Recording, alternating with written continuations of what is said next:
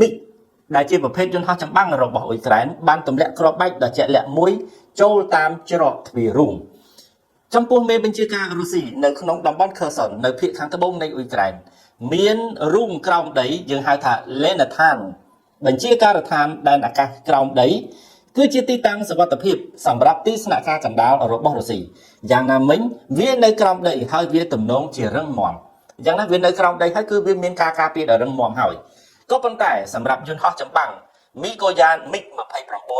ដែលបានកែប្រែរបស់កងទ័ពអ៊ុយក្រែនដែលបានបំពាក់នៃគ្រាប់បែកទម្លាក់យ៉ាងជាក់លាក់ដោយប្រើគ្រាប់បែកដែលរចនាដោយសហរដ្ឋអាមេរិកលេនថានោះគ្រាន់តែជាគោលដៅមួយនៃការវាយប្រហារអត់មានអីលើសពីនឹងទេគឺដាក់ចំតែម្ដងបាទអត់មានប្រឆិតអត់មានប្រឈៀងអីទេគឺទៅដល់ភ្លុកចូលមាត់រោងនឹងតែម្ដងនៅមុនថ្ងៃច័ន្ទនេះក្តីឬក៏នៅត្រឹមថ្ងៃច័ន្ទនេះក្តីបើតាមរបាយការណ៍គេដាក់មកនេះណាបាទថ្ងៃច័ន្ទម្សិលមិញនេះយន្តហោះ MiG មួយនៅក្នុងចំណោម MiG លបឿនលឿនជាងសម្លេងបានទម្លាក់គ្រាប់បែកដែលមានប្រភេទ GBU-62 ដែលហាក់ដូចជាបានបញ្ជូនគ្រាប់រំសេវដែលមានស្លាបចូលទៅក្នុងមាត់ទ្វាររូមក្រោមដីនោះតែម្ដងបាទអញ្ចឹងរូមក្រោមដីគឺនៅតំបន់ខឺសុនដែលកាន់កាប់ដោយរុស្ស៊ីនៅខាងត្បូងនៃអ៊ុយក្រែននោះតែម្ដង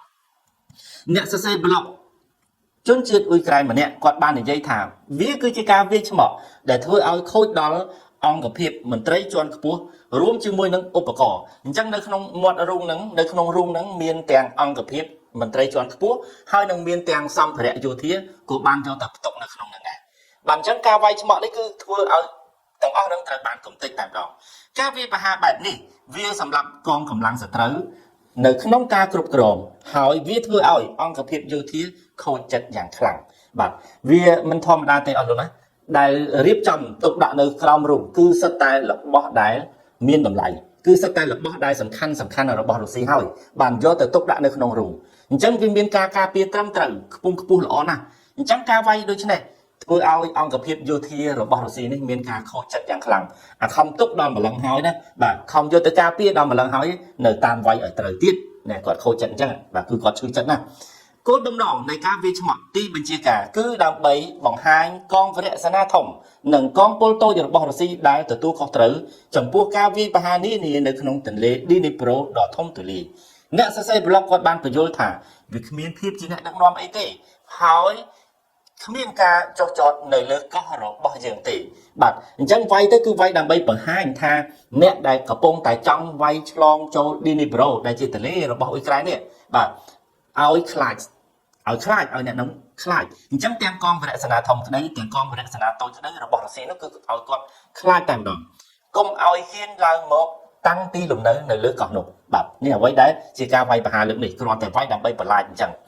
ការវាយប្រហារតាមអាកាសនេះគឺគ្រាន់តែជាការវាយប្រហារចុងក្រោយបង្អស់របស់ពួកគេខណៈពេលដែលកងកម្លាំងអាកាសអ៊ុយក្រែនដ៏តូចនេះបានបំផ្ទុះគ្រាប់បែកនឹងយន្តហោះថ្មីហើយបន្តបំបែករបស់ពួកគេនៅក្នុងអាវុធដែលប្រហារដ៏ជាក់លាក់ដ៏តូចក៏ប៉ុន្តែខ្លាំងក្លាអញ្ចឹងប្រើប្រាស់យន្តហោះថ្មីប៉ុន្តែ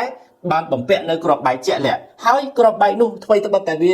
តូចមែនក៏ប៉ុន្តែវាខ្លាំងពីព្រោះជាផលិតផលរបស់សហរដ្ឋអាមេរិក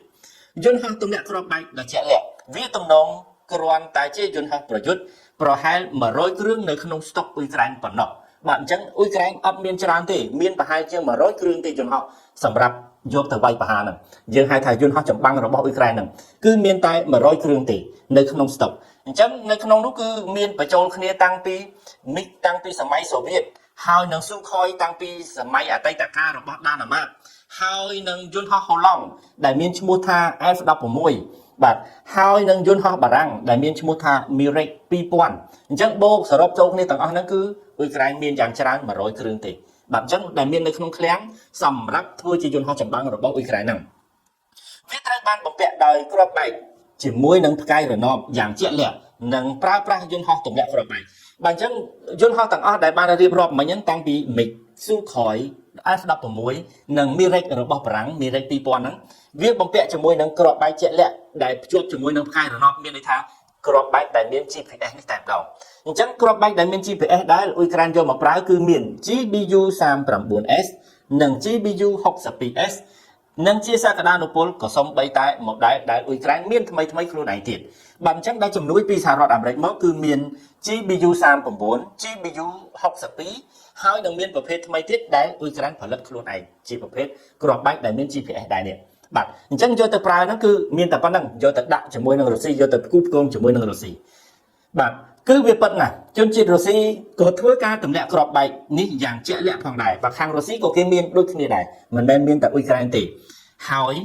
មួយនឹងយន្តហោះរាប់រយគ្រឿងជាច្រើន model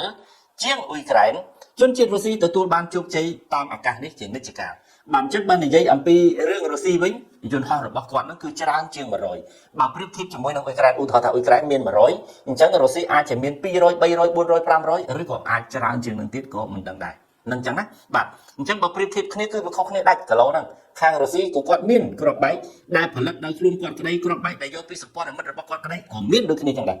បាទអញ្ចឹងបើប្រៀបធៀបទៀតថាខាងរុស្ស៊ីនេះតែងតែទទួលបានជោគជ័យខាងផ្នែកវាយលើអាកាសនេះតែម្ដងគឺ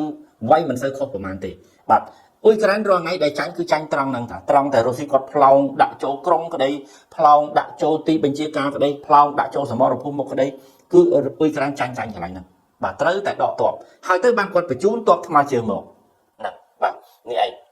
អញ្ចឹងសង្ឃឹមថាអស់លោកអ្នកចុះបាទអស់លោកសូមបន្តទៅទៀត GBU 62ដែលលេចមុខនៅទីស្នាក់ការកណ្ដាលរុស្ស៊ីនៅ Kherson គឺផលិតដោយសហរដ្ឋអាមេរិកក៏ប៉ុន្តែមានតែមួយគត់សម្រាប់អ៊ុយក្រែនប្រភេទ GBU 62ដែលយកទៅវាយនៅទីស្នាក់ការកណ្ដាលរុស្ស៊ីកាលពីថ្ងៃច័ន្ទសម័យនេះនៅ Kherson នេះបាទវាផលិតដោយសហរដ្ឋអាមេរិក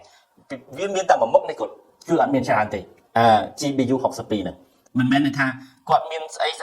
ច្រើនជាងនឹងទៀតទេបន្ទាប់ពីរុស្ស៊ីបានពង្រីកសង្គ្រាមរបស់ខ្លួននៅលើអ៊ុយក្រែននៅក្នុងខែកុម្ភៈឆ្នាំ2022រដ្ឋបាលអតីតប្រធានាធិបតីโจ Biden គាត់ក៏បានបញ្ញាប់បញ្ញាល់បំពាក់មីកហើយនឹងស៊ូខយចាស់របស់អ៊ុយក្រែនជាមួយនឹងគ្រាប់បែកដែលមានតម្លៃថោកក៏ប៉ុន្តែវាជាក់លាក់ដែលរួមបញ្ចូលគ្នានៅក្នុងការដាក់ដែលមានទម្ងន់ត្រឹមតែ220គីឡូក្រាមជាមួយនឹងស្លាបនៃប្រភេទយន្តហោះតូចបែបដូចនេះ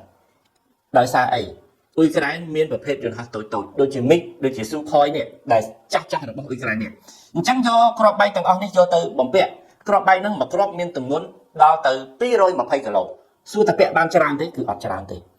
មួយខាង220គីឡូមួយខាងទៀត220គីឡូហើយហោះទៅទម្លាក់ទៅហើយក៏បកមកវិញមកដោយសារអីសមាសភាពរបស់យន្តហោះហ្នឹងក៏វាចាស់ហើយដែរអញ្ចឹងវាប្រៀបធៀបទៅជាមួយនឹងរុស្ស៊ីអត់បានទេបាទចឹងណាអរលោកណាក៏ប៉ុន្តែអ៊ុយក្រែននៅតែធ្វើនៅតែការពារនៅតែប្រឆាំងដោយសារអីអាយុជីវិតរបស់ខ្លួនអធិបតេយ្យភាពរបស់ខ្លួនអត្តសញ្ញាណជាតិរបស់ខ្លួនមិនអាចឲ្យគេមើលងាយបានទេត្រូវតែយ៉ាងណាក៏ដោយ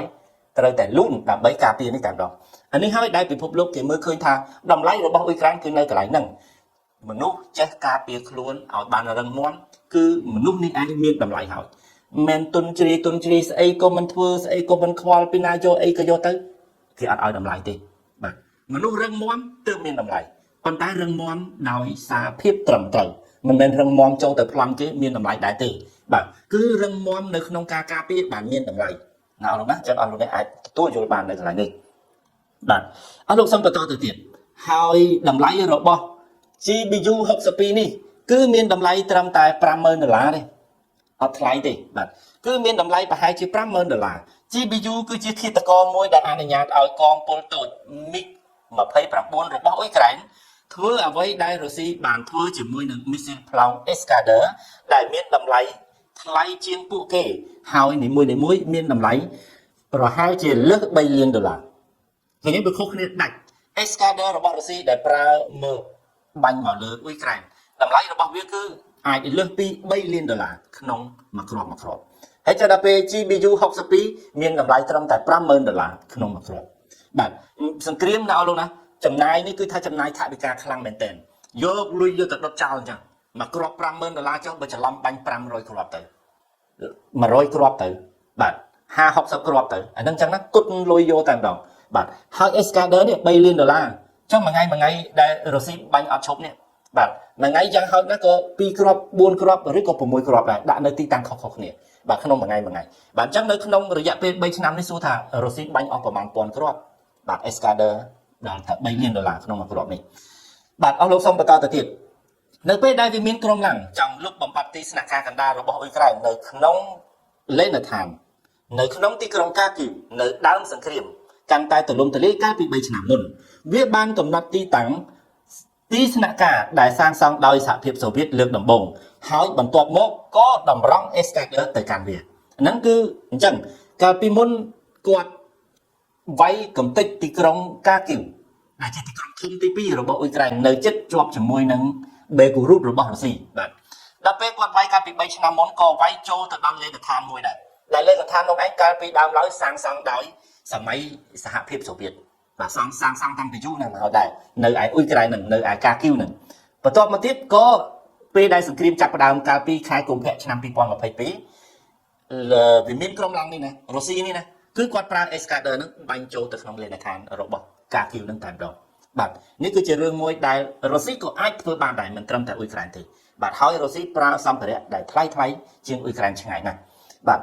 អស់លោកអញ្ចឹងនៅក្នុងអត្ថបទមួយនេះអស់លោកអ្នកនឹងទទួលយល់ដោយរីករាយហើយខ្ញុំបាទក៏សូមថ្លែងអំណរគុណដល់ជ្រាលជ្រៅផងដែរចំពោះការតាមដានរបស់អស់លោកអ្នក